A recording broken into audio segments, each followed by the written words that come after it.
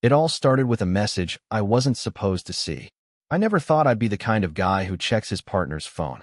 I used to think people who did that were insecure or controlling. But that was before Claire. Before I realized how a small gut feeling can eat away at you until you'd rather know the ugly truth than keep pretending everything's fine.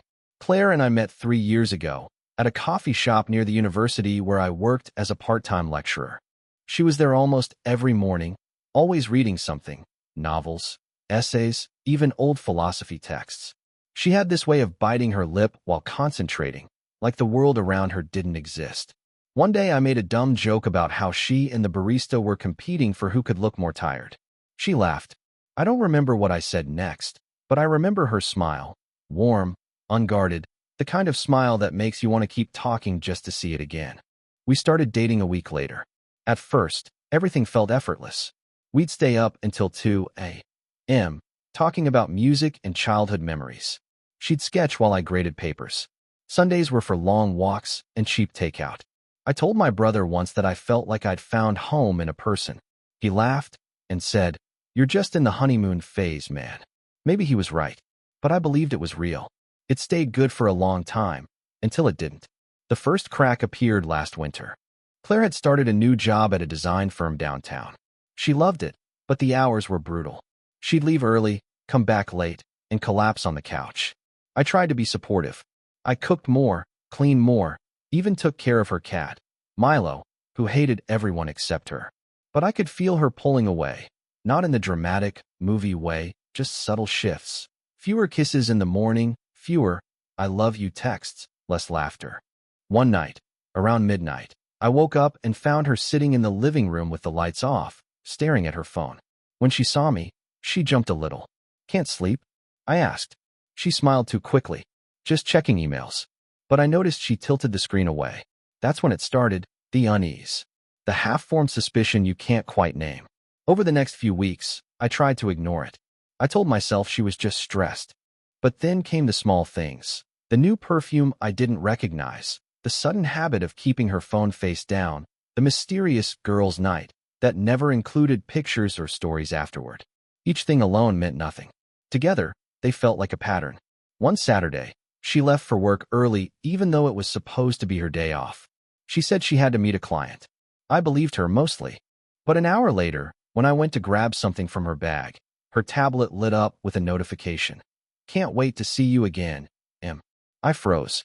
I didn't open the message, but my heart started pounding so hard I could hear it. I told myself maybe it was a friend, a coworker, anything but what it sounded like. Still, I couldn't shake the image of her sitting in the dark, smiling at her phone. That evening, I decided to talk to her. When she came home, I tried to sound calm. "How was your client meeting?" She hesitated. "Good. Productive." I nodded. "What's the client's name?" She blinked. Michael." I wanted to believe her. I really did. But something in her tone was off. Rehearsed, maybe. I didn't push further. I just said, "Glad it went well."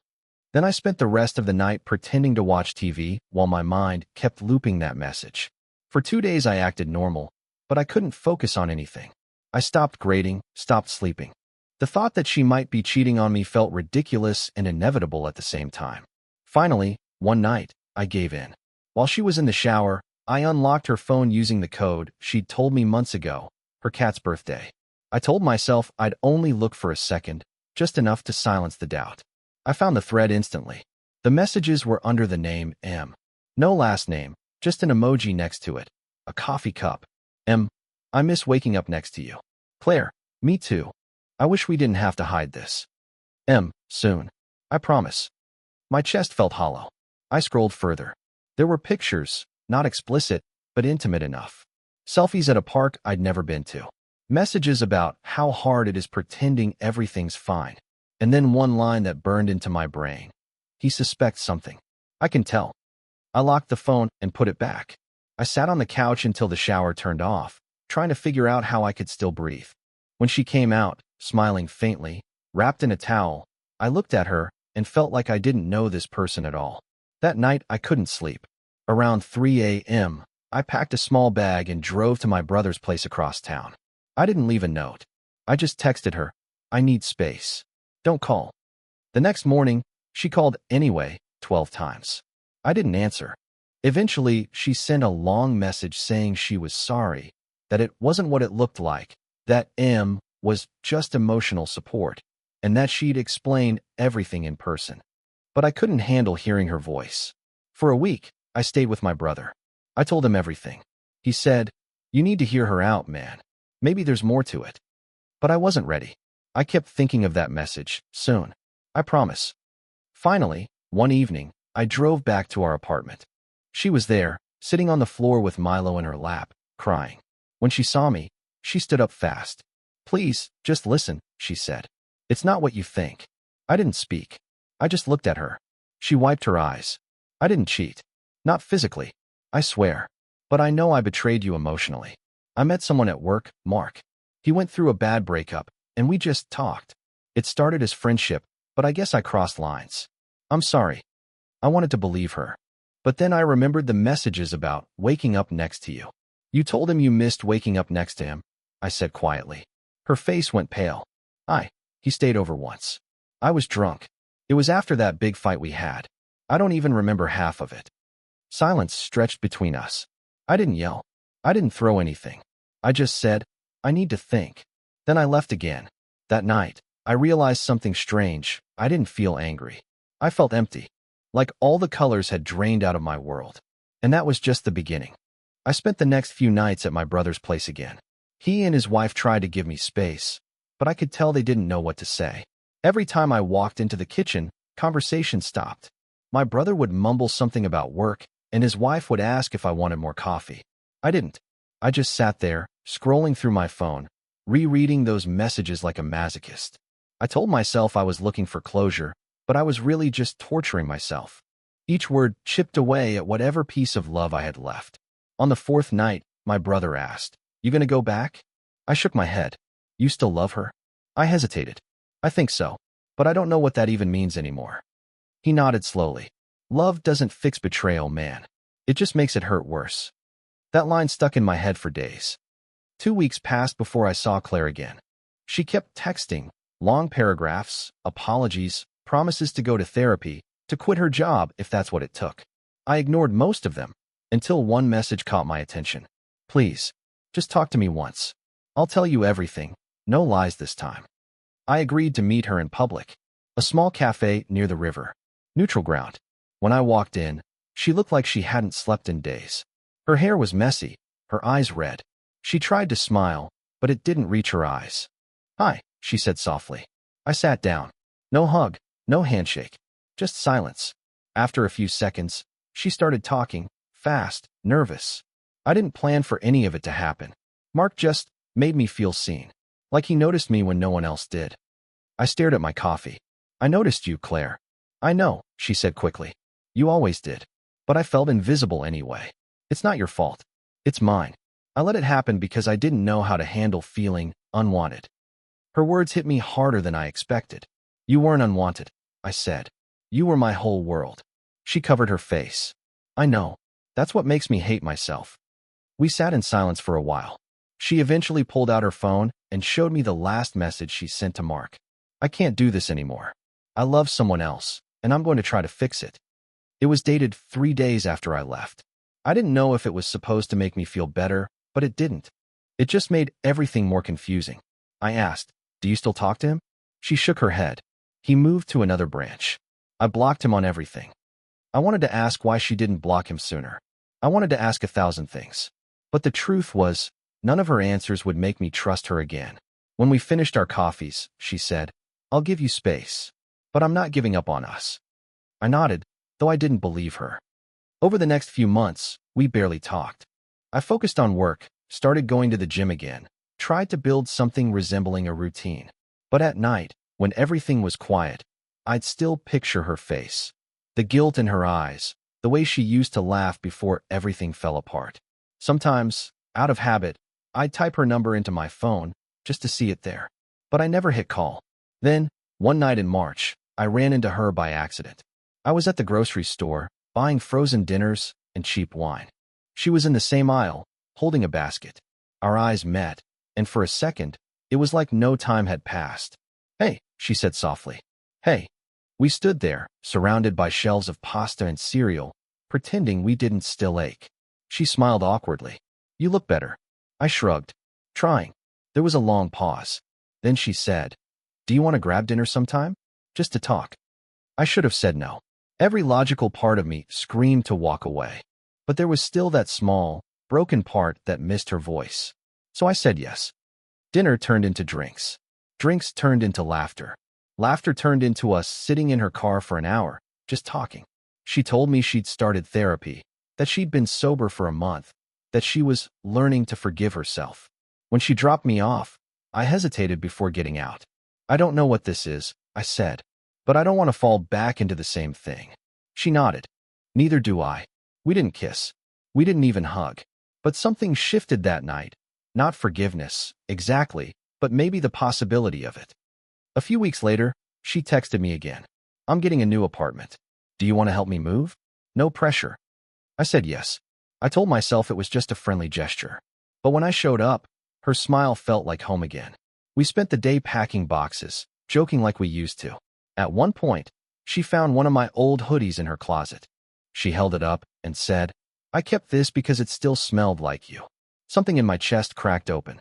That night, after everything was moved, we sat on the floor of her empty living room, eating pizza from the box. She looked at me for a long time before saying, "Do you think people can really start over?" I didn't know what to say. "Maybe," I said finally, "if they learn from what broke them." She nodded slowly. "I want to try, not to erase what happened, just to be better." I looked at her, and for the first time in months, I saw a version of her that wasn't built on lies or guilt. Just a tired, honest woman who made a mistake and was trying to fix it. I still didn't know if I could forgive her, but I wanted to. That scared me more than anything. Rebuilding trust sounds simple when people talk about it, like it's just a checklist: time, effort, forgiveness. But in reality, it's quiet, exhausting work. It's sleeping next to someone who once lied to you and pretending the silence means peace, not fear. It's smiling when she says she loves you, even though a small part of you still flinches at the word. That was what the next few months were like with Claire. We weren't officially back together, but we spent most nights together anyway. Sometimes at her new apartment, sometimes at mine. We tried to act normal: dinners, movies, slow Sunday mornings. But normal had changed. Everything felt fragile. She'd reach for my hand, and I'd hesitate a second too long. I'd check my phone and feel her watching me, wondering if I was doing what she had done. We never said it out loud, but trust had become the uninvited third person in every room. Still, I wanted to believe we were getting better. One night, she asked me to come with her to therapy. "It's not couples counseling," she said. "I just think it might help if you heard how I've been working through things." I agreed. Her therapist was a calm, older woman named Dr. Patel. She had one of those voices that made silence feel safe.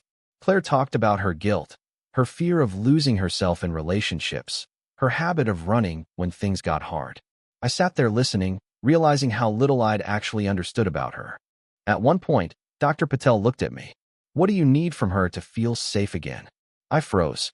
It was such a simple question, but I didn't have an answer. After a long pause, I said, "I don't know yet. Maybe I just need to see that she's not hiding anymore." Dr. Patel nodded. "Honesty has to become a daily choice, not a reaction to being caught." That line stayed with me for weeks.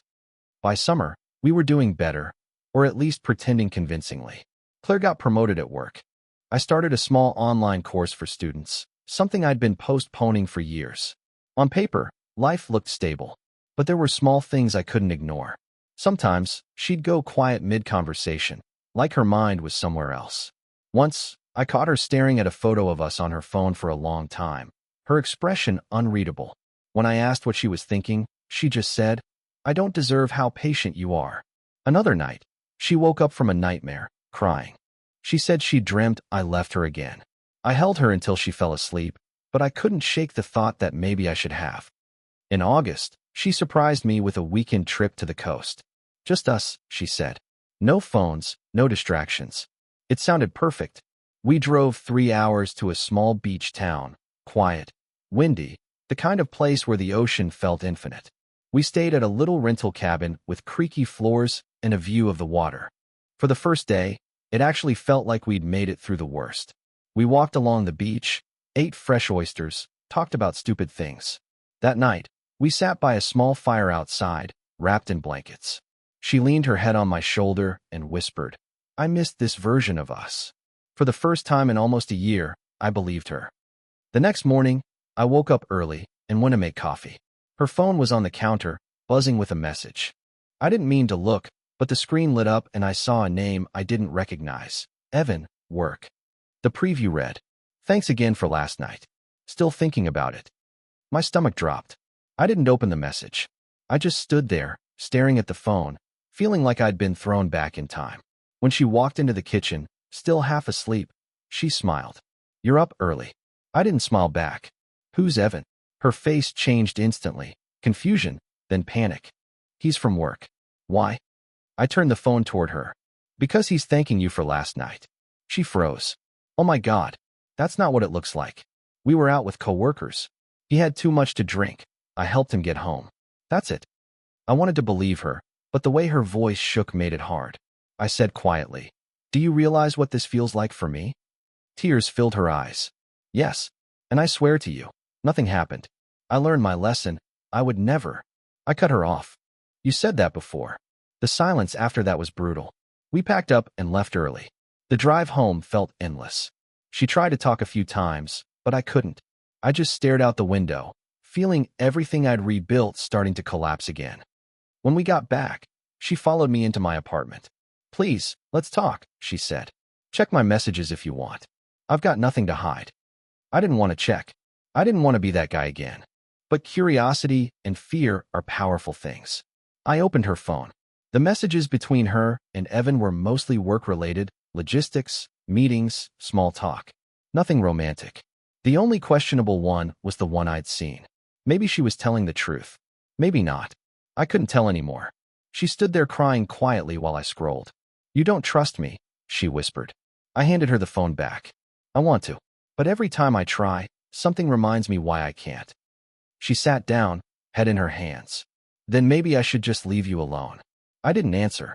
I just walked into the bedroom and closed the door. That night, lying in the dark, I realized something harsh but true. I wasn't angry at her anymore. I was angry at myself. Angry that I'd let her back in, that I'd built my life around someone I could never fully believe. The next morning, she was gone. She left a note on the counter. "I love you, but I can't keep living in a story where I'm always the villain. Maybe we both deserve peace, even if it's not together." I read it 3 times.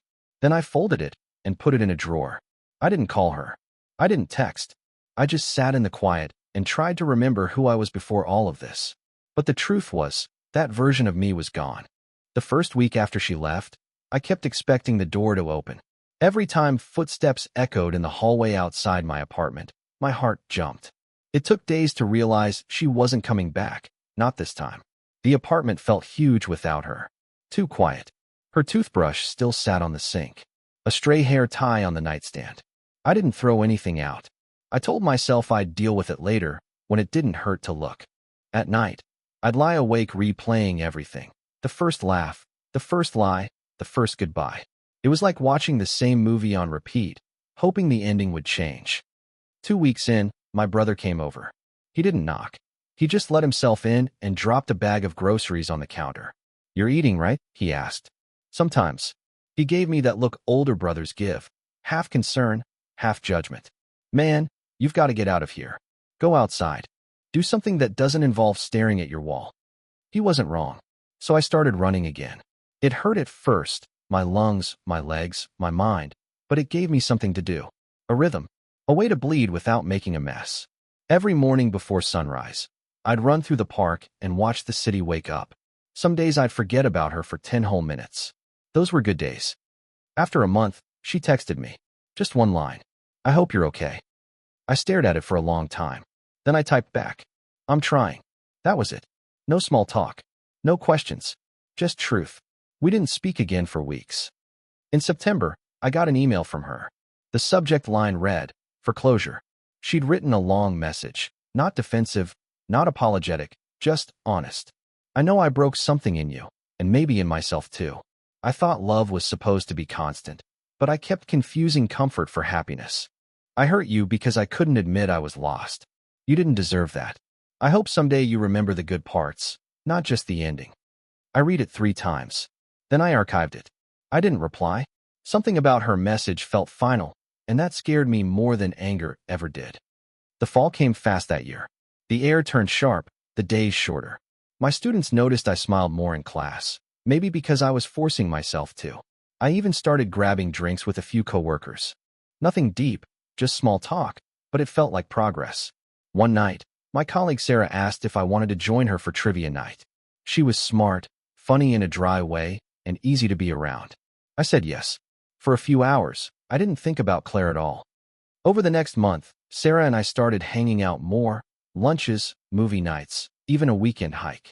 There was something refreshing about her energy, calm, confident, no drama. She asked questions, but never pushed. One evening after grading papers together, she said quietly, "You don't talk about your ex much." I smiled faintly. Not much to say that doesn't sound depressing. She nodded. "Still hurts. Less than it used to," I said. "But yeah, it's there." She didn't respond. She just reached out and rested her hand on mine. Simple, steady, human. That was the first time in months I felt warmth that wasn't tangled with guilt. Then, in late November, I got another text from Claire. "Can we talk? Just once. I promise it's not to get you back." I stared at it for 10 minutes. Then I replied, "Why now?" She responded, "Because I finally understand what I did to you, and I need to say it out loud." Against my better judgment, I agreed to meet her. We met at the same coffee shop where we'd first started years ago. She looked older somehow, not physically, but in the eyes. "Thanks for coming," she said quietly. "I wasn't sure I should." "I wouldn't have blamed you if you didn't." We sat down. The first few minutes were awkward, filled with small talk about work and life. Then she said, "I'm leaving the city." That caught me off guard. "Where to?" "Seattle. My company offered me a position there. It feels like the right time to start over." I nodded slowly. "Good for you." She smiled faintly. "I wanted to see you before I go. To say thank you." "For what?" "For loving me when I didn't know how to love anyone, not even myself." Her voice cracked a little at the end. I didn't know what to say, so I just looked at her. "I'm not asking for forgiveness," she continued. "I just want you to know I'm trying to be someone who deserves it someday." We sat there in silence. For the first time, it didn't feel heavy. It felt peaceful. When we stood up to leave, she gave me a small smile. "Take care of yourself, okay?" "You too," I said. And that was it. No tears, no drama, no lingering glances. Just two people who had finally stopped trying to fix what couldn't be fixed. That night, I went home and deleted her number. Not out of anger, but acceptance. For the first time in a long while, the silence in my apartment didn't feel empty. It felt earned. I poured myself a glass of wine, opened my window, and let the cold November air fill the room. I thought about how love isn't just what survives after the good parts. Sometimes it's the quiet understanding that you both tried, and that's enough. And in that moment, I realized I wasn't broken anymore. Just changed. By the time our family dinner rolled around, I had convinced myself that it would fix things. One meal, one honest conversation, one chance to hit reset. That's what I kept repeating in my head while chopping vegetables in the kitchen. The table was set, candles ready, and a playlist of old songs we used to love played softly in the background.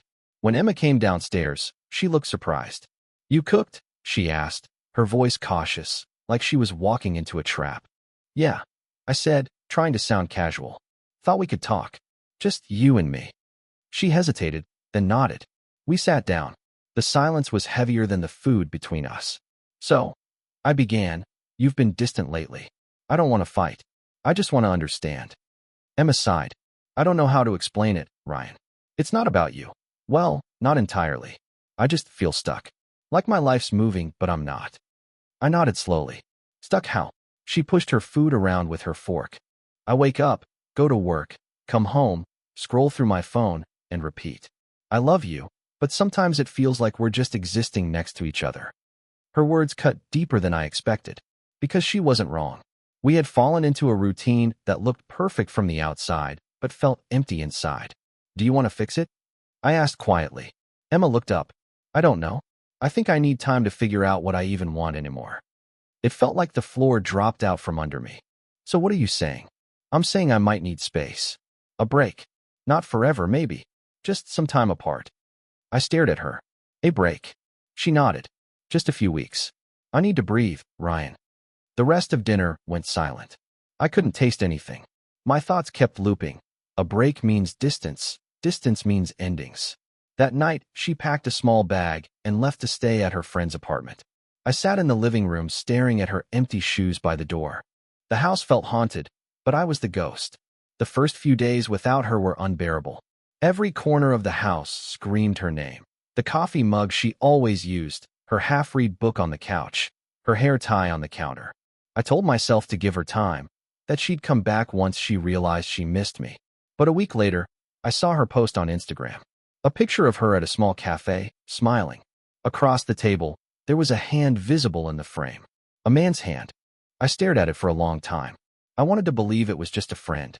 But something about her smile told me otherwise. It was lighter, freer, like she'd already let go. That night, I didn't sleep. I scrolled through her social media until dawn, searching for clues. I wasn't proud of it, but I couldn't stop. My stomach churned with jealousy and confusion. The next morning, I called her. She didn't pick up. Then I texted her. We need to talk. Please. She replied hours later. Not right now. I need space, remember? Space. The word felt like a wall slamming shut. Over the next few days, I tried to distract myself. I worked late, went jogging, even cleaned the entire house twice.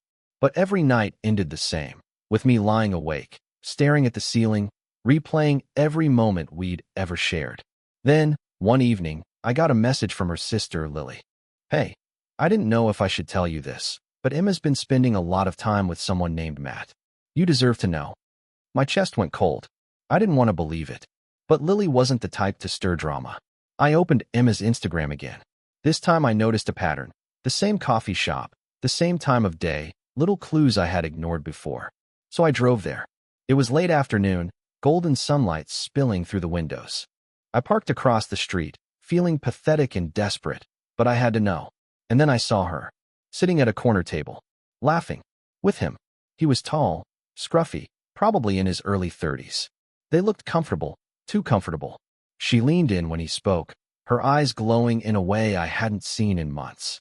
I couldn't move. My hands clenched around the steering wheel so hard my knuckles went white. After a few minutes, I drove away. No confrontation, no shouting, just silence. That night, I deleted her number from my favorites list. It was a small act, but it felt monumental. For the first time, I realized this wasn't just a rough patch. It might be the end. Still, some part of me couldn't let go. I kept thinking, maybe this is her way of testing me. Maybe she'll come back once she's done figuring things out. But deep down, I already knew. Something had shifted between us, something that couldn't be undone. The confession. A week after I saw Emma with that guy, she finally texted me. Can we talk? Just 3 words, but they hit harder than anything else could have. I stared at my phone for a few seconds before typing back. Sure. When? Tonight. At the house. That was the longest day of my life. Every tick of the clock sounded like a countdown to something I didn't want to face. By the time she arrived, the sky outside was a dull gray, and the air smelled like rain. She walked in quietly, setting her bag down near the door. I noticed she looked different, calmer, maybe, but also older somehow. Like the week apart had aged her. Hey, she said softly. Hey. We stood in silence for a moment before I gestured toward the couch. You wanted to talk? She nodded and sat. I sat across from her, my hands clasped so tightly my knuckles hurt. I need to be honest with you, she said finally. My throat went dry. Okay. I've been seeing someone, she said, her voice trembling slightly. His name is Matt. It wasn't supposed to happen, but it did. There it was. The truth I had already known but couldn't admit to myself. How long? I asked. A few weeks, she said. It started after one of our fights. I was angry, lonely, and he listened. It just happened. I let out a small, bitter laugh. It just happened. She winced. I know how that sounds. I'm not trying to justify it. I didn't plan for any of this. Do you love him? I asked. Her eyes flickered. That split second of hesitation told me everything. I don't know, she whispered. That was worse than a yes. Because it meant she might, or she might start to, and I wasn't part of that equation anymore. Why are you telling me this now? I asked. Because I can't keep pretending. You deserve the truth. And I need to figure out what I want without lying to you. So what do you want? I asked, though I already hated myself for still caring. She looked down. I think I need to end things. For real this time. I nodded slowly, feeling the weight of every word. My body felt numb. My mind, strangely clear. Okay, I said. If that's what you want, I won't stop you. She blinked, surprised. That's it. What do you expect me to do? Beg you to stay with me while you're in love with someone else? I'm not, she began, but I cut her off. You are. Or close enough. Either way, it's over. She started to cry. Not loud, dramatic sobs, just quiet tears rolling down her face. I wanted to comfort her, but I didn't move. After a long silence, she stood. I'm sorry, Ryan. You were good to me. Better than I deserved. Yeah, I said softly. Maybe that's the problem. She left without another word. The sound of the door closing echoed through the house like a gunshot. For a while, I just sat there. The playlist we used to listen to was still queued up on the TV. When Fix You by Coldplay started playing, I turned it off. That night, I opened a bottle of whiskey I had been saving for our anniversary. I didn't drink much, but I needed something to quiet the noise in my head. The next few days blurred together. I went to work, came home, barely ate. My coworkers noticed, but I brushed it off with half smiles and lies about being tired. At night, I scrolled through old photos of us, vacations, birthdays, random selfies. Every image felt like a different lifetime. Then one morning, I woke up to a text from her again. I didn't mean to hurt you. I just needed to be honest. Please don't hate me. I typed and deleted a dozen replies before finally sending one. I don't hate you. I just don't know you anymore. After that, silence. Weeks passed. Then, out of nowhere, Lily, her sister, called me. Ryan, she said, I thought you should know. Emma and Matt broke up. I didn't say anything for a long time. Last week. I think she's been really struggling. Okay, I said flatly. Do you want me to tell her to reach out? Lily asked gently. No. If she wants to, she will. After we hung up, I sat there staring at my phone. Part of me wanted her to come back. Another part of me knew that even if she did, it wouldn't be the same. That night, I took a long walk through the park near our old apartment. The air was cool, the city lights reflected in puddles on the pavement. Every memory felt close enough to touch, but just out of reach.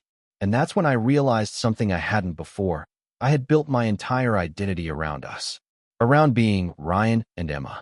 Without that, I didn't know who I was. It wasn't just that I lost her. I had lost myself somewhere along the way. When I got home, I sat down at my desk and opened my laptop. I started writing everything. How we met, how we fell apart, everything in between.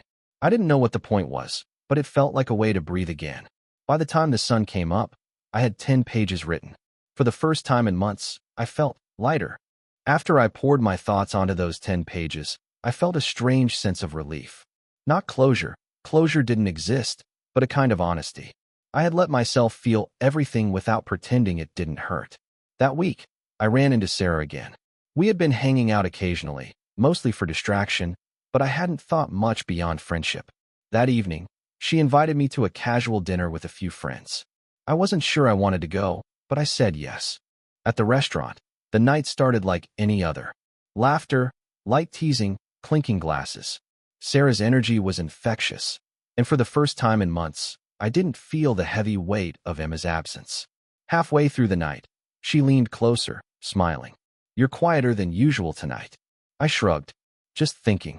About her, she asked softly. I paused. Part of me wanted to deny it, but the truth was inescapable. Yeah. She nodded. I get it. But you can't live there forever, Ryan. You deserve to move on too. Her words were simple, but they carried weight.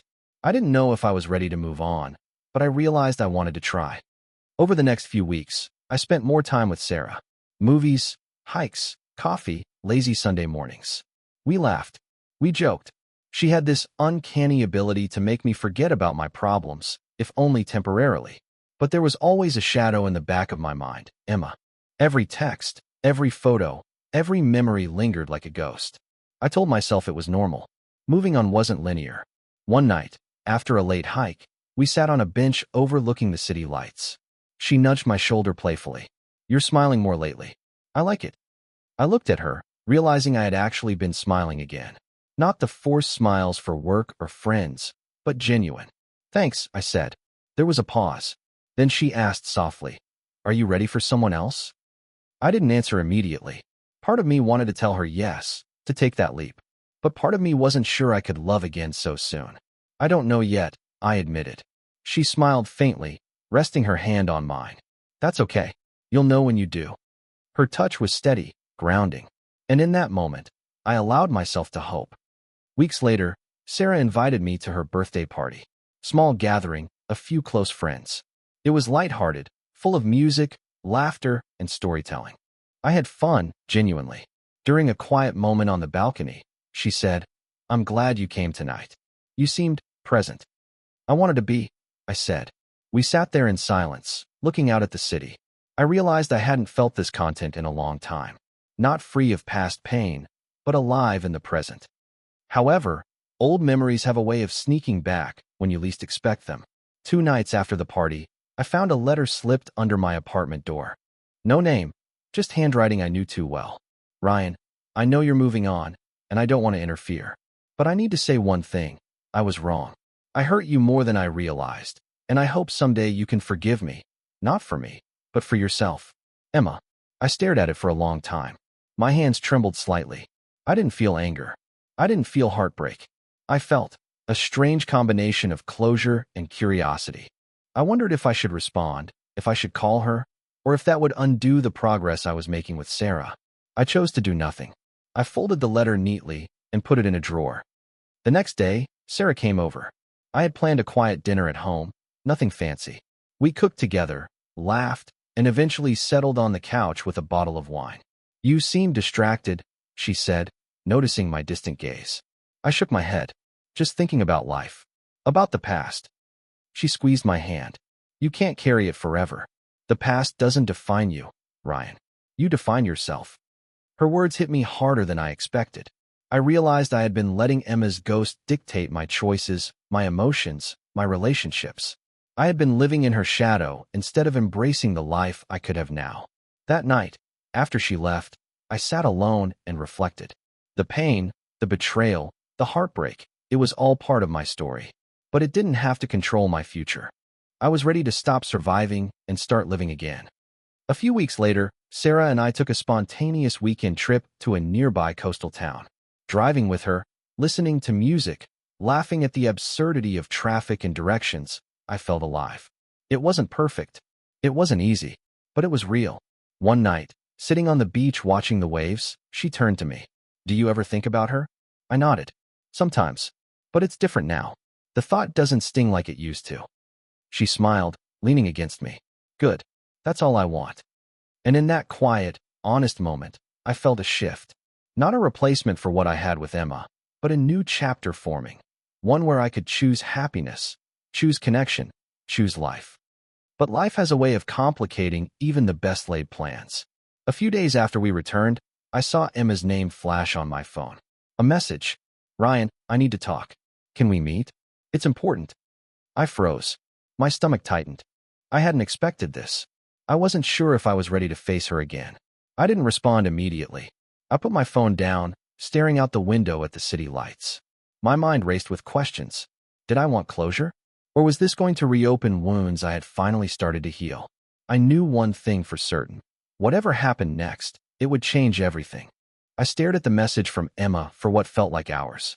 The cursor blinked mockingly, daring me to reply. I didn't know what I wanted, closure, confrontation, or just to see if any part of her still belonged in my life. Finally, I typed, "Fine. Where?" "The park near the old coffee shop. 6 p.m. The hours leading up to the meeting were unbearable. I paced my apartment, ran my hands through my hair, and tried to convince myself I had nothing to lose. But I knew that wasn't true. When I arrived, the park was nearly empty. Golden light filtered through the trees, the air crisp with early winter chill. And there she was, standing by the fountain, looking as if time had aged her gently, smarter, quieter, more aware of her presence. "Ryan," she said softly. I nodded. "Emma." We walked slowly to a bench, the silence heavy but not uncomfortable. Neither of us sat at first. "I didn't expect you to come," she admitted. "Neither did I." I said. We sat down. She fiddled with her scarf for a moment before finally speaking. I'm not here to get back with you, she said. I just need you to understand why I left. And maybe to forgive me. Not for me. For you. I studied her face. She looked sincere, fragile in a way that used to break my heart, and now only stirred something quieter, empathy, maybe even pity. Go on, I said. She took a deep breath. I realized I was scared. Of us, of commitment, of being seen for who I really am. I made choices that hurt you, and I can't take them back. But I've changed, Ryan. I really have. I wanted to believe her. I wanted to think that maybe the person who hurt me so deeply had truly grown. But I couldn't. Not yet. I want to forgive you, I said slowly. But I don't know if I can. Not fully. Because what you did, it changed me. It made me question everything about love and trust.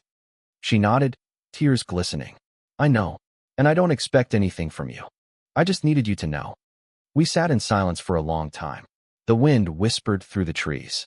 People walked dogs, joggers passed. The world moved on around us. And there we were, two people tethered by the past, but facing very different futures. Finally, I asked, do you still love me? Her eyes welled up. I do. But I also know I can't be the person you need right now. I failed at that once, and I won't ask you to risk it again. I looked away, out at the fountain. So this is goodbye? She nodded. Yes. Something in me broke, but not in the way it had before. This time, it was quiet. A resignation that love doesn't always last, even when it's real. As she walked away, I felt a weight lift off my chest. I had imagined this moment hundreds of times. Anger, shouting, heartbreak, but it never came out that way. It was calm, and that calmness felt like a victory. I sat there for a while, letting the park absorb my grief. It wasn't dramatic. It wasn't cinematic.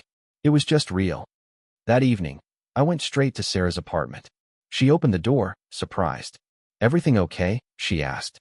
I hesitated, then nodded. Yeah, I needed to close a chapter. And I think I finally have. She smiled and pulled me inside. Good, because I think there's a new chapter waiting for you. We sat together, talking about nothing and everything. For the first time in months, I felt grounded in the present. And for the first time in months, I realized that love didn't have to be complicated. It didn't have to come with guilt or betrayal. It could be simple, even quiet, if you let it. Over the next few weeks, I focused on building my life instead of reliving my past. I started spending more time with Sarah, not out of need or distraction, but because I genuinely enjoyed her presence. We laughed, cooked together, explored the city, and even took spontaneous weekend trips. I didn't compare her to Emma. I didn't measure our moments against what had been lost. I let them be their own. One night, as we sat on my balcony watching the skyline, Sarah nudged me. You seem happy. I smiled. I am. More than I thought I could be again. She leaned her head on my shoulder. Good. You deserve it. And I realized she was right. I didn't need the past to define me. I didn't need Emma to forgive me or for me to forgive her. I needed to live. Months later, I walked past the old coffee shop where Emma and I had spent countless hours. It was busy, noisy, filled with people I didn't know and moments I couldn't reclaim. For a fleeting second, I felt the familiar pang of loss. Then I looked at Sarah's hand in mine, warm and steady, and smiled. The past had shaped me. It had hurt me, changed me, and ultimately taught me. But it was no longer my anchor. I was free, and I was ready to embrace the life I had chosen, the love I had found, and the person I was becoming. By spring, I felt like a different person. Not because the pain was gone, it never fully goes, but because I had learned to carry it without letting it weigh me down. I had learned that heartbreak isn't a prison, it's a lesson I was finally ready to use. Sarah and I had grown closer. Our relationship wasn't perfect, no relationship is, but it was honest. We argued sometimes, sure, but we also laughed until our sides ached, supported each other when work or life got heavy, and shared little moments of quiet that felt more intimate than anything I had ever known. One evening, she surprised me with tickets to a weekend getaway upstate. Just us, she said. No phones, no distractions. It reminded me of that weekend with Claire, the one where trust had crumbled so quickly. But this time, there was no tension, no lingering fear, only possibility. We drove through winding roads, sunlight spilling over green hills. By the time we arrived at the cabin, I felt the tight knot in my chest loosen. Sarah grabbed my hand, smiling, and I realized I hadn't felt this fully alive in years. That night, as we sat on the porch, drinking wine and watching the stars, Sarah asked, "Do you ever think about her?" I hesitated. Sometimes. But it's different now. Thinking about her doesn't hurt me the way it used to. It's just a memory. She nodded. Good. Because we have a future to focus on. Over the next few days, we explored the nearby trails, cooked meals together, and spent long evenings talking about dreams, small ones and big ones. For the first time, I started thinking about my own future again. Not the future I had with Claire, or the one I thought I lost, but a future I could choose, freely. And that's when the decision came into focus. I had been offered a chance to teach at a university across the country. Prestigious, well-paid, and an opportunity one had dreamed of for years. But moving meant leaving everything I had built here, including Sarah. I didn't want to leave her, but I also knew I couldn't ignore the chance to advance my career. One night, as we sat by the fire in the cabin, I told her, I got an offer to teach in Seattle. Her eyes widened. Seattle? That's far. I know, I said. It's a big opportunity, but it would mean leaving everything here. I don't want to hurt you. She was silent for a moment. Then she took my hand. Ryan, I want you to go. I'll miss you, yes. But I don't want you to sacrifice your dreams for me. We'll figure it out. We always do. Her words hit me harder than I expected. She was willing to let me go for my own growth, not because she wanted to push me away. That kind of love was rare, and it terrified me and thrilled me at the same time. The decision wasn't easy. I spent hours walking through the trails alone, weighing the options, imagining the life I wanted to build.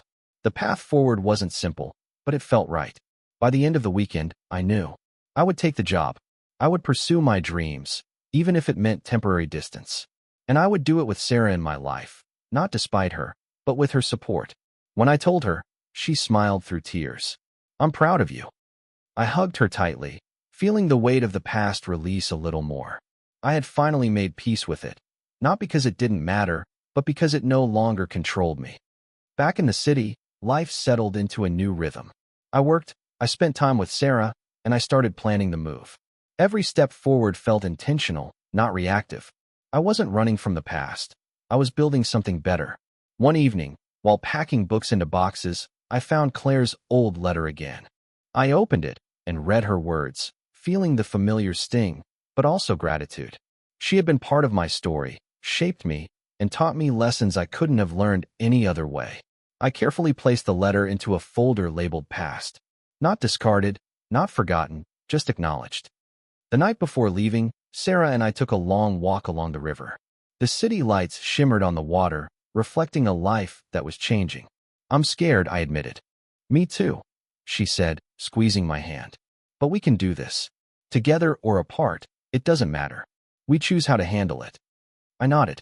I want to choose together. Her smile lit up the night. Then we will. I realized in that moment that love wasn't about perfection. It wasn't about avoiding pain or mistakes. It was about commitment, patience, and the courage to face uncertainty together. The flight to Seattle the next morning felt surreal. I watched the city I had lived in for years shrink beneath me. Memories of Claire, heartbreak, and all the lessons I had endured floated around like clouds. But instead of fear, I felt anticipation. Sarah had already planned to visit in a few weeks, and we were making a promise to communicate, grow, and stay connected despite distance. For the first time, I felt ready for life to surprise me again. As the plane lifted into the sky, I thought about the journey, the love I had lost, the mistakes I had made, the growth I had earned. And I realized that even heartbreak could lead to something better if you let it. That night, in my new apartment in Seattle, I unpacked the first box and found a photo of Sarah and me from our first trip together. I placed it on my desk, a reminder that life could be messy, painful, and still beautiful. I texted her, "Made it. Can't wait to see you." Her reply came almost instantly. "Me neither. This is just the beginning." And for the first time in years, I believed it. By the time summer arrived in Seattle, I had settled into a rhythm I never imagined I could. The university work was challenging but fulfilling. I was finally teaching courses I loved, mentoring students, and pushing myself in ways that excited me.